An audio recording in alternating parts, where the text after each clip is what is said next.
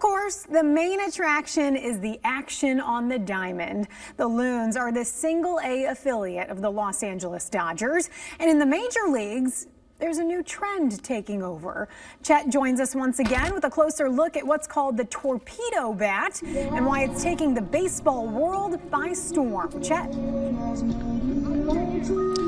Yeah, that's right, Meg. This is your standard professional baseball bat. This is what it looks like. And like you said, Meg, the torpedo bat is what everybody's talking about at the major league level. It's because the Yankees opened the season with 15 home runs in 3 games, tying an MLB record. And some of those Bronx Bombers, they're using an altered bat design courtesy of Aaron Leanhart, a former physicist at the University of Michigan. Hear what Leanhart has to say about this new hottest trend in baseball and what one of his former colleagues at the University of Michigan thinks about the science behind it.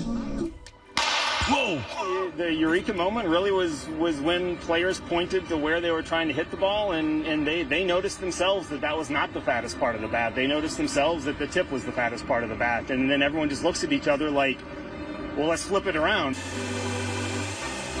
Oh, I thought it was really exciting. It's a development that likely involved physics and engineering, and it was fun to see that it actually did with a former colleague. Did you know right away that there was a connection to the University of Michigan and Aaron Leanhart? I did not. I read articles and I saw reports on baseball shows about this torpedo bat and the Yankees hitting all these home runs, and I did not know that it was a former colleague that was involved. But very quickly they had interviews with him on shows and through the newspaper, and I found out that was my former colleague at University of Michigan. Lot of text messages from a lot of old colleagues. They're really excited about it. I think they're mesmerized about how the world of data analytics, physics, math, etc. can have such a positive impact on the game of baseball. So explain to me kind of how this torpedo bat works and why it could give a batter an advantage. Yes, the torpedo bat is basically shifting the mass of the bat towards the middle part of the bat. And I think it was originally designed to help a hitter that was hitting the ball off the label of the bat further down than hitters usually hit it. And so they had the idea of let's just change where the sweet spot of the bat is to help this hitter out.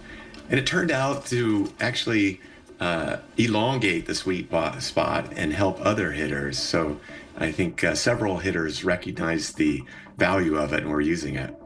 And James, you mentioned, of course, I think baseball, maybe more so than any other sport, is connected to physics. And in the last few years, launch angle, exit velo, now the torpedo bat. For a sport that's been around for almost 2 centuries, do you think there are still ways that physics can find ways to give teams, hitters, pitchers an advantage? And maybe we're not done with the evolution of baseball. I think that's right. It's surprising to me that the baseball bat has not been a subject of great scrutiny for so many years.